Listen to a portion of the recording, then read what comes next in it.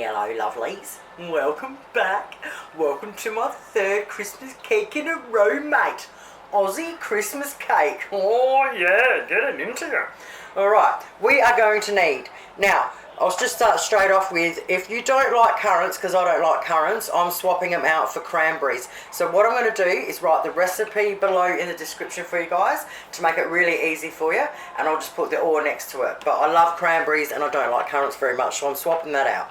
Okay, dried apricots, dried pineapple rings, sultanas, dried dates, dried raisins, glace cherries, and we need some blanched almonds whole to decorate with, and some rum. I'm using good old Bundy Rum, mate. So we grab a large bowl, we put 3 1/4 cups of sultanas in there, and 1 1/2 cups of raisins. Next is 3/4 cup of currants, or 3/4 cup of cranberries like I'm doing. Now we want 1 1/2 cups of dates, and we need to chop them up. Now our dates are chopped up, we want to chop up 3/4 cup of glace cherries and cut them all into like 4s. Spread them out a bit. 1/2 cup of dried apricots, all just chopped up into little squares I do. And 1/2 cup of chopped pineapple. Yeah, baby. Now I'm just going to give them all one quick mix through. Now we've got them all mixed through. Now for the good part. Alright, we want 1/2 cup of rum.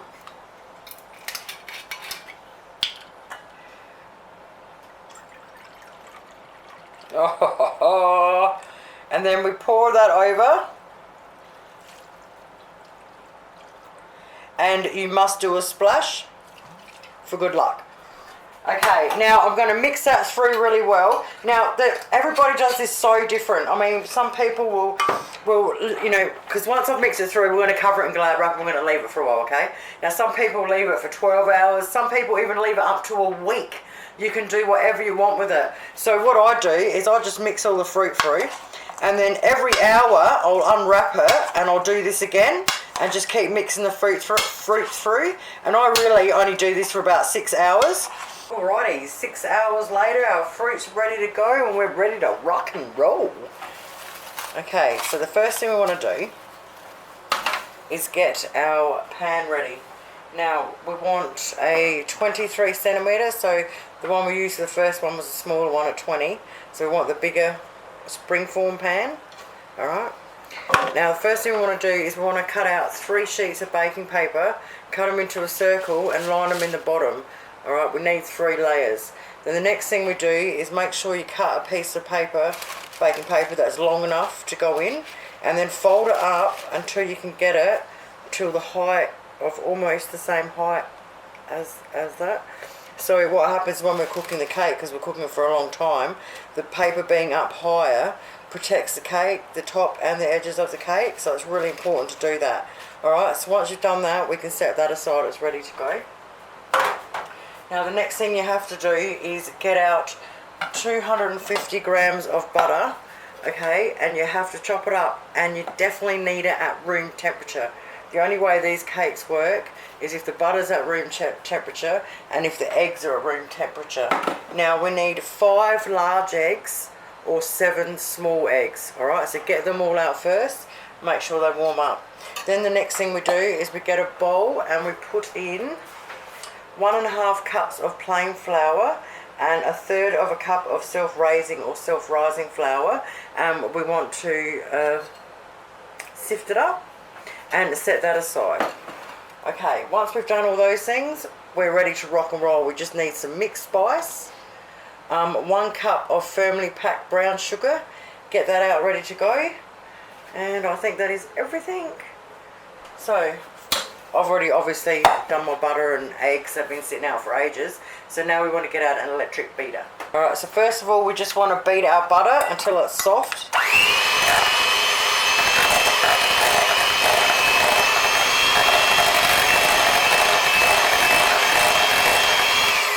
That's why you need it at room temperature, it just makes it really easy. Okay, now the next really important thing is that we're going to put all the eggs in one at a time. I'll just show you on the first one. But we got to do it quick, so you need bang, bang, bang, bang, bang. You can't stop in between or you'll curdle it, alright? So first egg goes in and you just want to beat it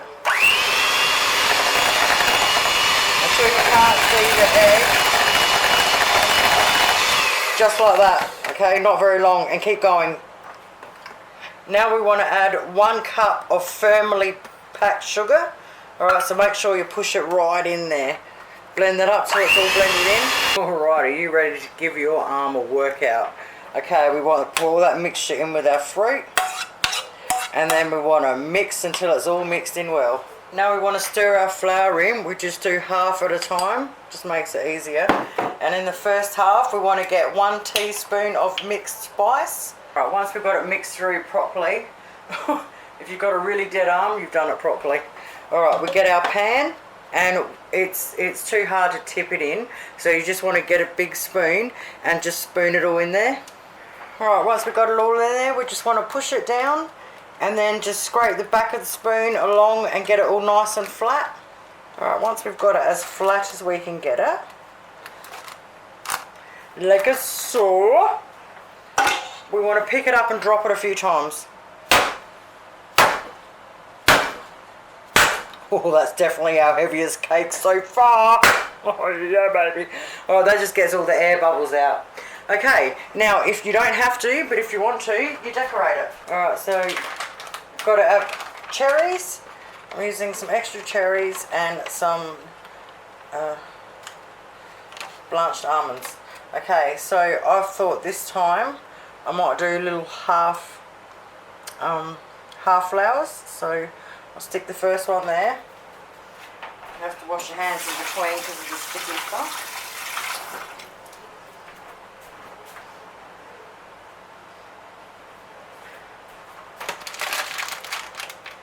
So I use the pointy end, the skinny pointy end of the almond as the petals. So the skinny end goes on the inside. So I thought I might do them like this today.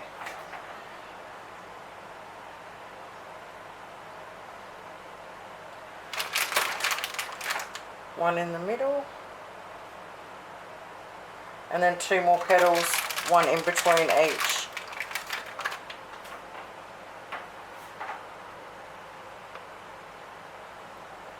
Now to try and get it to go even, what I'm going to do is roughly picture it being straight across and put a cherry there. So you push in just under halfway, not quite halfway. And then since 2 straight across, I want to do 2 straight across this way. God, I'll tell you, there's a big difference. So these are the cherries that I got from Aldi's, and they were heaps cheaper, but they seem to be all mushy in that. And these ones here, for the Community Co ones, which I got from the IGA, a couple of bucks dearer. And have a look, the cherries are like perfect and they're not squashed or anything. So yeah, just like that. Aww. Okay, now that's all done, we're going to clean our bench off and get a cookie tray out. Okay, so the first thing we do is we get our cookie tray and we fold up 1 piece of newspaper, fold it over a few times until it fits in there perfectly square for it. Alright, then sit our cake on top. Okay, now we need to get another, first of all, I've got this cotton twine string. It's about $3 for a reel of it from, I just got it IGA in the utility section, and this is the stuff you can use in the oven. So what we're going to do is get another piece of newspaper. We're going to open it out like to a double sheet so it's nice and long.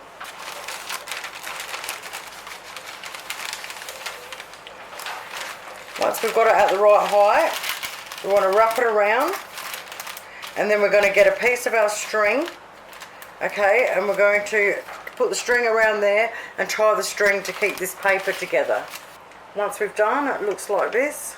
Let's show you. And it's all holding it all perfectly together, and it's all just gorgeous and sitting there ready to go. Okay, preheat our oven at 140 degrees Celsius. As soon as our oven's hot enough, whack her in there. Ooh, it's almost ready. It smells amazing. Now, just before we pull it out of the oven, we want to get our Bundy or whatever rum we're using, and we want to put 2 tablespoons into a bowl. and then put a pastry brush or a paintbrush in there and get it ready to go. Exactly 2.5 hours later. Oh baby, look at that. Yum. Alright, first thing we're going to do pretty quickly is we grab our rum and we just want to brush it on all over.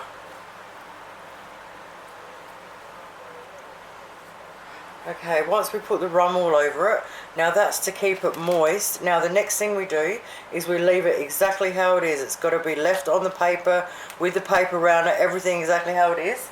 We need to get a sheet of alfoil. Want to lightly put it on the top and then bend it all around perfectly. We want to trap the steam in.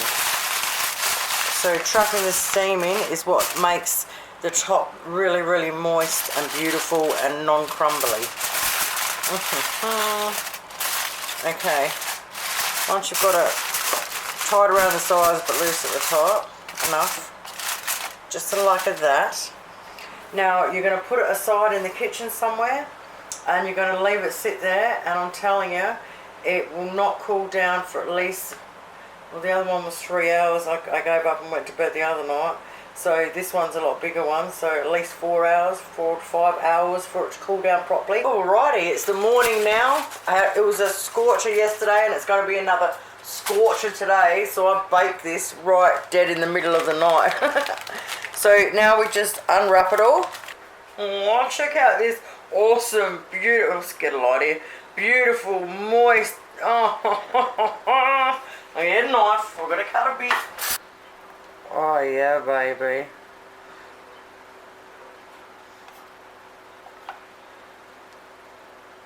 Oh, look at this absolute beauty. Aussie fruit cake, mate. Oh, it's just moist and gorgeous and moist and gorgeous. I'm trying to get it so you can see. Oh, look. Oh, yum. You wouldn't believe this. I do this absolutely every time. I get so excited about the damn cake, I forget to tell you how to store it. Okay, so you want to wrap it really, really well in Glad wrap or plastic wrap, whatever you call it. Really, really well in it, and stick it in the fridge, and this cake will last at least 3 months. Oh, you've got to make one for Chrissy. I mean, I couldn't tell you how heavy it is, but that is a heavy mofo. Once again, see you later.